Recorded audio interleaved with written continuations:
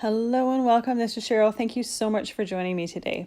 In this video, I'm going to use this Betterpress plate. It's called Poinsettia Corner, and I'm going to use it with some Black Mixed Media Heavystock, and I'm going to emboss the image. I could use it on the regular Betterpress paper and use it that way, but I just thought it would be really cool to have this image on a nice black surface and to emboss it. Now, this Black Mixed Media Heavystock, if you've never used it before, it is gorgeous. It's a beautiful color, as well as the fact that it has a suede-like finish to it. So it's got a really rich feel to it. I placed my Betterpress plate on the magnetic surface, and I had it so it's off of the paper a little bit. I love the fact that the Betterpress plate has the lines and the grids in there, so you can place it exactly where you want it on the card and there's no guesswork.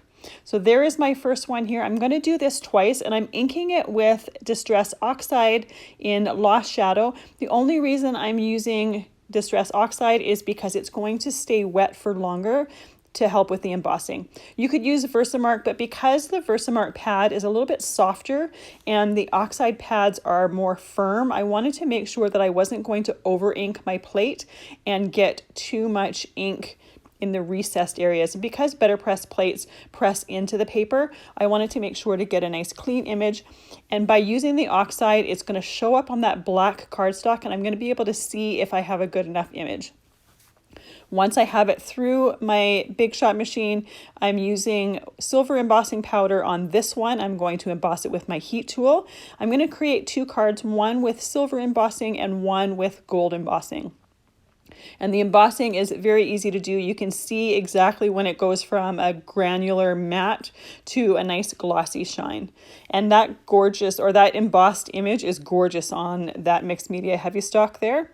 So for the gold one, I'm going to twist my sentiment. And once again, the grid lines on here make it so easy to know exactly where to put it. And it makes it very easy to line up so you can get perfect placement. This time I'm going to use my embossing powder tool. I didn't use it on the first one, and you can't see it in the video, but if you look at it in real life, there's a few flecks from silver embossing powder that had stuck to my paper that I didn't notice before embossing it. Now, it's not very obvious, and I actually really like the look to it, but I always forget to use my embossing powder tool. I'm not sure why, I just do.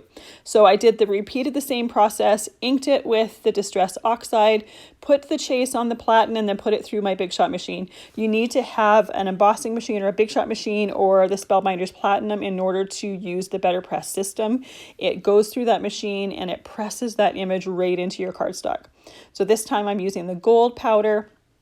And once again, I am pouring it on there, tapping off the excess and putting the extra right back into the container.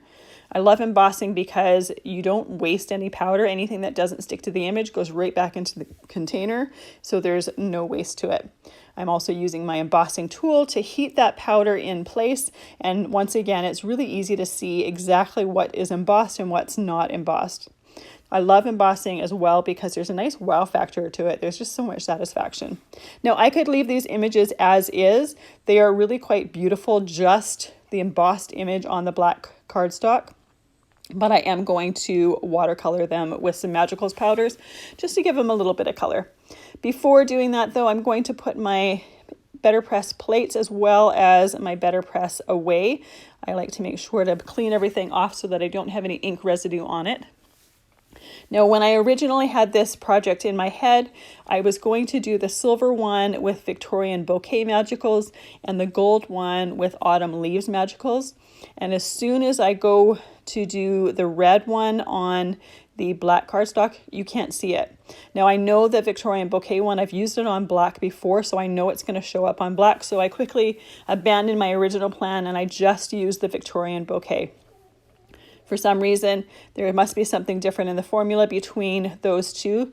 My Autumn Leaves one, it just didn't show up on the black, so there was no point in continuing. So the Victorian Bouquet has some really nice, almost pastel but shimmery, really pretty colors to it. So it's going to work as well.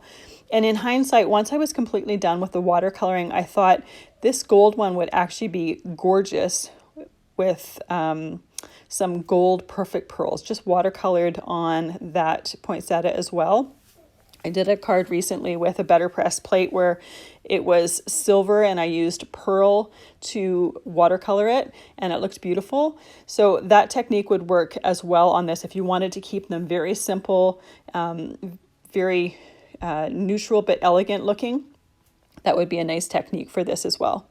Now I did mist my paper both top and bottom before putting them on. That way the ink flows a little bit and blends a little bit easier right on the cardstock. And because this is mixed media heavy stock, it can handle the water, so I don't need to worry about the paper pilling or bubbling while watercoloring on it. This works perfectly on here. And if you wanted to do this technique but not have a black background, have a light background, you could use some light mixed media heavy stock, or even just watercolor paper would work as well with this. The image is absolutely gorgeous and it's just fun to be able to have a bunch of different techniques to use with it. So you don't necessarily have to do this on a dark background. I just thought it would be something a little bit different, a little bit away from the norm in how I normally do Christmas cards anyways. So anytime I'm using a new color of Magicals, I take my brush and I brush it along the paper towel that I have, cleaning it off, and then I mix my magical powders with water right on my media mat here. It's nice to have a surface that you can do it right there. It makes very little mess and I can clean up as I go.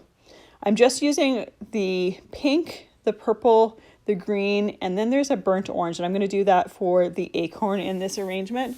So I'm not using every single color. There's one more color and it's blue in this set, and really I could have found somewhere to use it, but I decided to leave that off of there.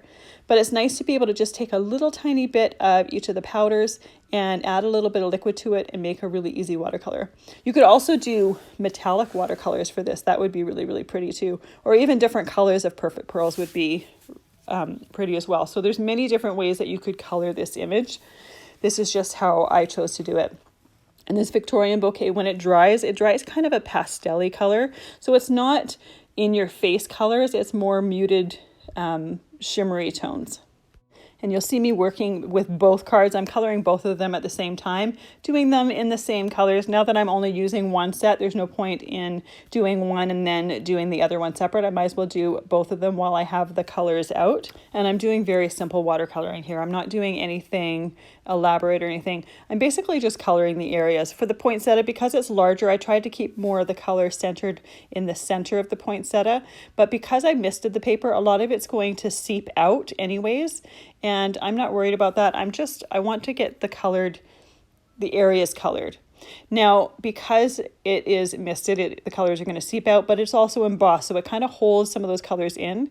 But once it's completely dried, there were a couple areas where the color had seeped out and bled onto the black.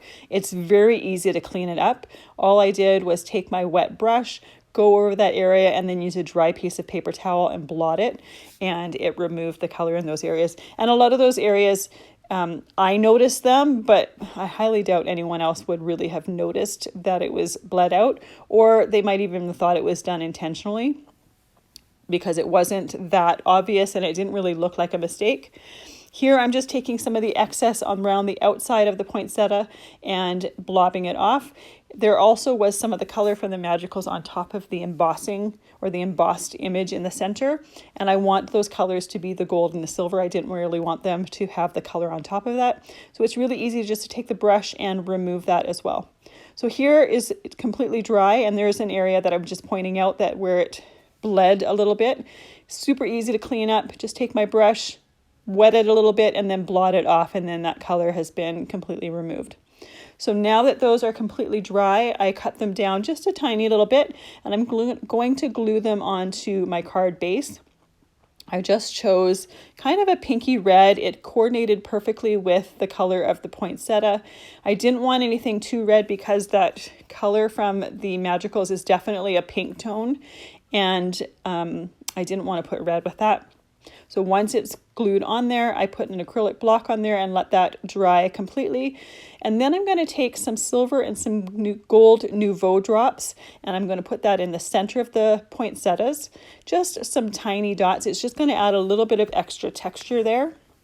And then I'm also going to take some Glossy Accents, and in this arrangement there are some berries all over, and I'm going to put the Glossy Accents on the berries. Once again, adding a little bit of a different texture. I like the way it makes the berries look more dimensional, as well as the fact that the glossy with the black suede-y, velvety look with the metallic from the Magicals. It's just a nice a nice combination of different textures together. After I have the Glossy Accents on there, you do want to make sure to let it dry completely. When you first put the Glossy Accents on, it has a little bit of a milky haze to it. Once it dries completely clear, it will be completely dry. Depending on the amount of Glossy Accents you use, you might need to wait a half an hour, an hour. If I do it in an area where I use a ton of it, I typically will do it overnight, because sometimes if it's dry to the touch, if you happen to press on it, you'll get you a bit of a fingerprint, and there's nothing worse than having worked on a project, love it, and then get a fingerprint in your Glossy Accents. When you're done your Glossy Accents, tap it on your surface to make sure all of the medium gets out of that tip, and then I like to squeeze the bottle and make sure that I can hear air coming out of it. If anything comes out of there, I take it off just to make sure that that bottle doesn't get clogged. And here is the finished result. I love how these images look. They're nice and subtle, but they're colored. And once again, you could have left them with no coloring at all. Just personal preference, whatever you want to do. Thank you so much for joining me today. I hope you have a fantastic day.